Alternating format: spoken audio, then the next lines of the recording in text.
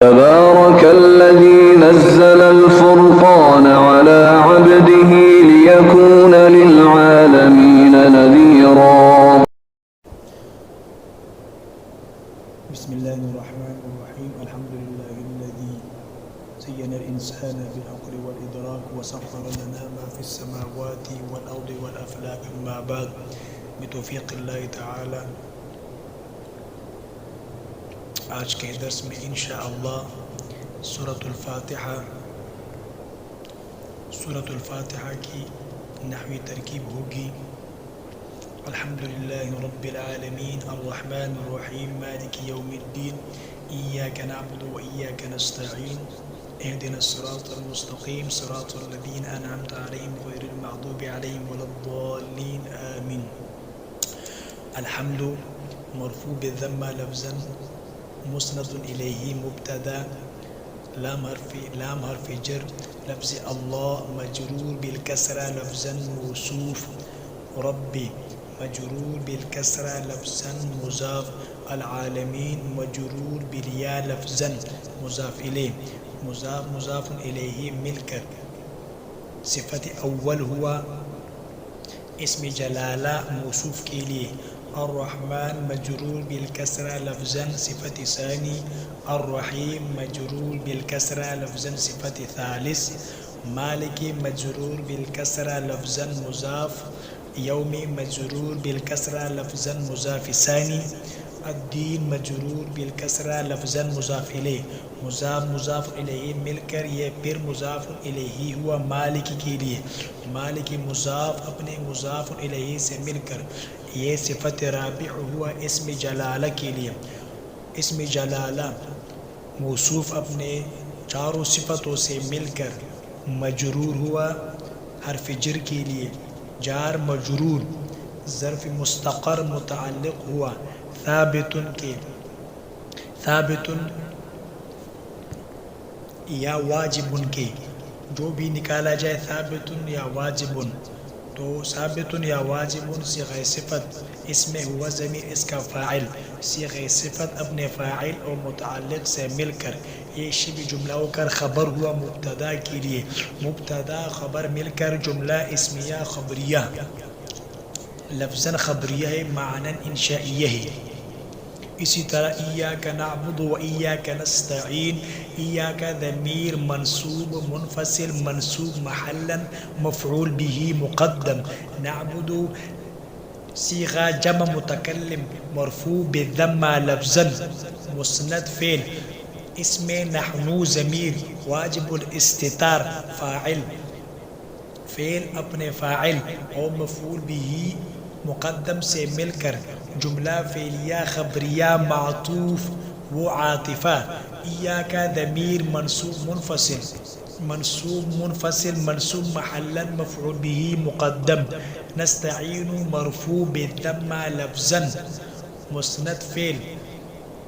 اس میں نحن ضمیر مرفوع محلا اس کا فاعل ہے.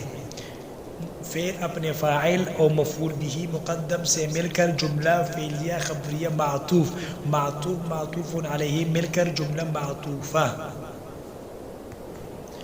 اب ترکیب کی طرف آتے ہیں کہ الحمدللہ رب العالمین میں ہم نے الحمد کو مبتدا کیوں بنایا. تو مبتدا کے لیے قاعدہ ہے کہ جب کوئی اسم معرفہ ہو اور شروع میں ہو اور اس پر رفع ہو یعنی مرفوع ہو تو اس صورت میں اگر وہ مبتدا کی صلاحیت رکھتا ہو تو وہ مبتدا بنے گا.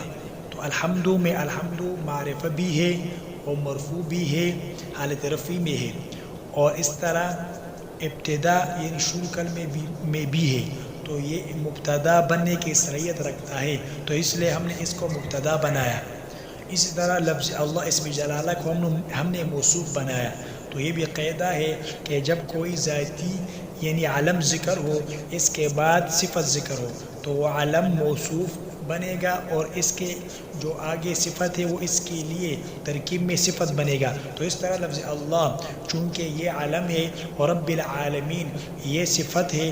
الرحمن بھی صفت ہے الرحیم بھی صفت ہے مالک بھی صفت ہے.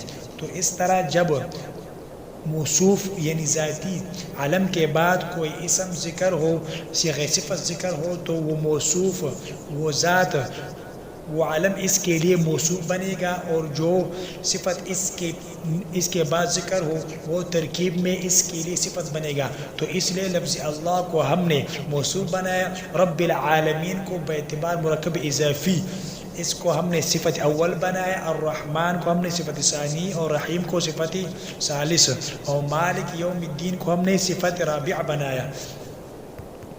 رب العالمین کو ہم نے مضاف، رب کو ہم نے کیوں مضاف کہا؟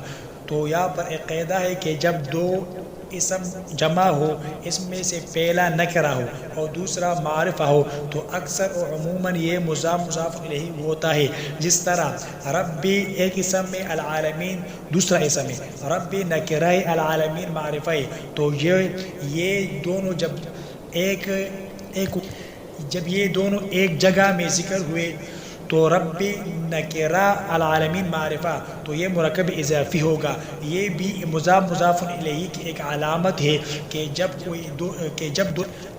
دو اسم ذکر ہو، اس میں پہلا نکرہ ہو اور دوسرا معرفہ ہو تو وہ نکرہ مضاف اور معرفہ مضاف الیہ ہوگا۔ اب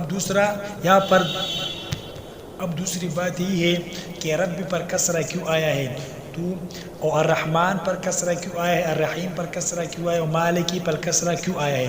تو اس کا جواب یہ ہے کہ لفظ اللہ چونکہ وہ مجرور ہے اور وہ متبوع اور موصوف ہے، اور رب العالمین اس کی صفت ہے، تو وہ قاعدہ ہے کہ جو اعراب متبوع کے ہوگے وہی اعراب تابع کے بھی ہوگی۔ متبوع یعنی موصوف اور تابع یعنی اس کا صفت، چونکہ انشاءاللہ ہم پڑھیں گے کہ توابع 5 قسم پر ہے، تو یہاں پر بھی لفظ اللہ چونکہ متبوع ہے اور رب العالمین الرحمن الرحیم مالکی یہ اس کا تابع ہے، تو جو اعراب متبوع کے ہوگے وہی اعراب تابع کی بھی ہوگی۔ تو اس وجہ سے رب الرحمن الرحیم پر کسرہ آیا ہے۔ اور یومی پر کسرہ کیوں آیا ہے؟ تو یومی پر کسرہ اس لیے آیا ہے کہ یومی مضاف الیہ ہے مالکی کے لیے، اور یوم پھر مضاف ہے، یعنی الدین پر کسرہ یومی کی وجہ سے آیا ہے، اور یومی پر کسرہ مالکی کی وجہ سے آیا ہے، اور مالکی پر کسرہ تابع ہونے کی وجہ سے آیا ہے کیونکہ یہ تابع ہے۔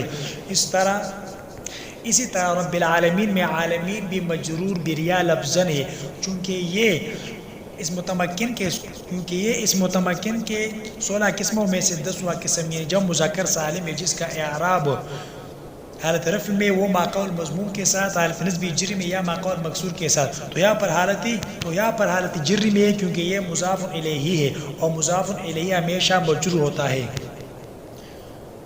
آج کے درس کا اکتفا اسی پر کرتے ہیں، انشاءاللہ آنے والے درس میں ہم اور نحوی قواعد اور ترکیب زیر بحث لائیں گے۔ طلباء کو چاہیے کہ اس قواعد کو اپنے ساتھ یاد رکھیں اور اس کو کاپی میں لکھیں تاکہ آنے والے درس میں آسانی ہو۔ وما علینا الا البلاغ۔